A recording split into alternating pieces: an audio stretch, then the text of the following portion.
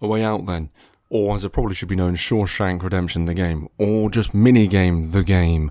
It's not a bad little prison romp, it's actually quite entertaining. You'll play it once and you'll probably never play it again because it's so linear. There's nothing really to warrant a second playthrough, but it's actually not too bad. I mean, I certainly enjoyed it, but I guess it doesn't really matter. Or it does, depending on if you're interested in what I'm going to say. So let's jump straight into it. So we're going to start with the gameplay. Gameplay's actually pretty good. There's a lot in the prison scenes where you do have to work together, like to get through out the laundry room and to get out your cell.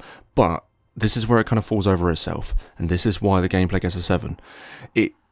Easily you could just look over to the second player screen when ideally they should just they should not have a screen feed. It would just make so much more sense. It kind of makes the second player completely irrelevant. Not a terrible game. Not terrible gameplay, it just gets a little bit too strange by that, because you could easily just watch, like there's a point where you have to make sure a guard isn't coming towards you, and you're meant to work together. But I played this with Ben, I just ignored what Ben was saying and just watched the screen, so it's easier to do. There's little mini games towards the end, which frankly just take up a lot more time than they should. There's like tic-tac-toe in the hospital scene. Spoiler alert, whatever. But if you haven't played it by now, it's your own fault. And when you're at the house, there's different things you can do, like you can mess up something on a wall and then someone else can go on and clean it, and what a lot of fun. Graphics pretty good, let's give it an 8. It's good enough to just get by. Looks good, it's aged okay in the couple of years it's been out. Nothing really to grumble about, looks good enough. It's good enough to encapsulate it for a story. That'll do. The narrative is odd, because you break out the prison, that's fine, but the prison for me personally was over too early, and then you go on the run, and for me personally you go on the run just a little bit too long. Both of these men, Leo and Vincent, both have identical stories. It's really weird. Because apparently they're both in prison, and they both have like a young family, and they're both just parallel exactly the same. And towards the end of the game, there's a little quick time event where, depending on who mashes the button the quickest, gets the ending. And the ending is just so fucking it just shits on all logic, really. I'm tempted to give a spoiler. Yeah, fuck it, we'll give a spoiler. Vincent is a cop all along. It just shits all over everything. It just makes zero sense for everything he's been through.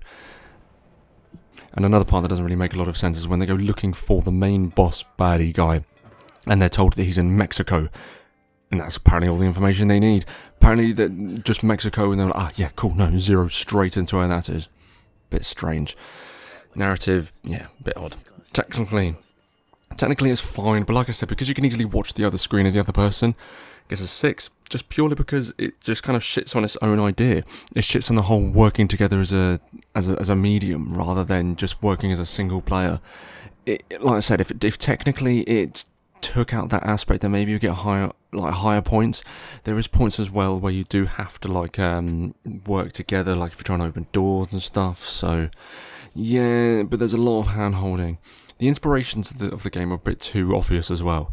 Like when you're trying to break things in Time of Thunderclapping, and it's like, but Shawshank Redemption, I've already seen that. Like, I don't need to play through it. Like, you don't have to be so obvious with what you want, like what your source material is. And finally, audio's good. Voice acting's good enough. The sounds of the world is good enough. Let's give audio an 8.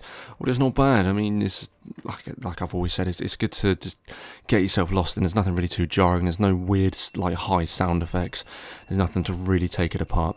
The only kind of thing that maybe drop it down is the voice for Leo is just a little bit too grinding. It's a little bit too annoying and a little bit too just whiny. But it's a good game. I would say pick it up if you haven't played it before.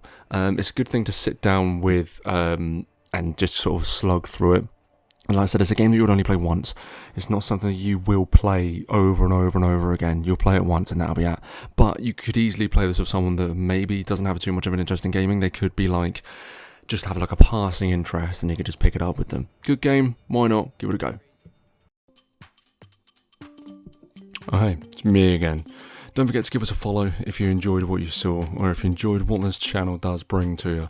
We've got targets we need to hit, and your clicks and your subscribes will really help us out. Also, don't forget to hit that little bell notification so you know when we've got a new video dropping. Thank you, and we'll see you in the next one.